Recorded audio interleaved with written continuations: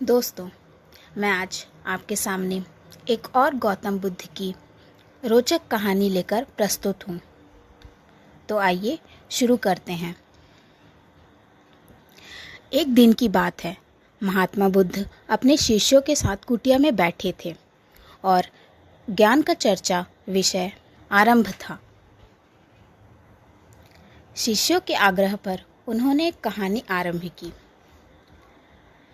समीर नाम का एक जल्लाद मगधराज महल के पीछे बने कस्बे में रहता था। वह मगध साम्राज्य का प्रमुख जल्लाद था। उसका सारा जीवन दोषियों को फांसी देने में बीत गया। अब वह लगभग 60 वर्ष की आयु का हो गया है। समीर अब राजकीय सेवा से मुक्त हो चुका था और अपने अंतिम जीवन वह अपने घर में व्यतीत करता था। अपने जीवन काल में किए गए सभी घटनाओं को याद करता और पश्चाताप करता। अपने जीवन काल में बीत गए सभी घटनाओं को याद करता और पश्चाताप करता। मेरे हाथों कितने जीवों की हत्या हुई, यही सोच विचार करते हुए वह नहा धोकर तैयार हुआ। जैसे ही वह खाना खाने के लिए बैठा, दरवाजे पर आवाज़ आई। समीर बाहर निकलकर देखता है तो एक भिक्षुक उसके द्वार पर खड़ा है, जो ज्ञान पढ़ता है। काफ़ी दिनों की तपस्या के बाद उठा है और भूख से व्याकुल है। समीर तत्काल अपना वह भोजन जो स्वयं के लिए लिया था वह भिक्षुक को समर्पित कर दिया। भिक्षुक की भूख शांत हो गई। भिक्षुक प्रसन्न हुए। भोजन के पश्चात भिक्षुक और समीर दोनों बैठे हुए थे। तभी समीर ने अपने जीवन में किए गए कार्यों को भिक्षुक के सामने प्रकट किया। समीर ने बताया वह राजकीय सेवा के दौरान अनेकों कैदियों अथवा अपराधियों को मृत्युदंड दिया, जिसके कारण मुझे अपने अपराध बोध होता है और ग्वालीन के भाव में सदैव ग्रस्त रहता है। भिक्षुक बड़े ही शांत चित्त भाव से समीर की बातों को सुन रहे थे और रह रहकर मुस्कुरा रहे थे। समीर ने अपने जीवन के प्रत्येक घटनाओं को भिक्षुक के सामने रख दिया। समीर की सभी बातें समाप्त होने के बाद भिक्षुक ने उसे दोनों हाथों से उठाया और हृदय लगा लिया। कहा, वत्स, तुमने यह सब क्या स्वयं किया या फिर किसी के आदेश के कारण? समीर बोल पड़ा, यह सब सिद्ध होने के बाद राजा के आदेश पर यही मैंने मृत्युदंड दिया। वत्स, फिर तुम दोषी कैसे हुए? तुमने तो अपने स्वामी के आदेशों का पालन किया है।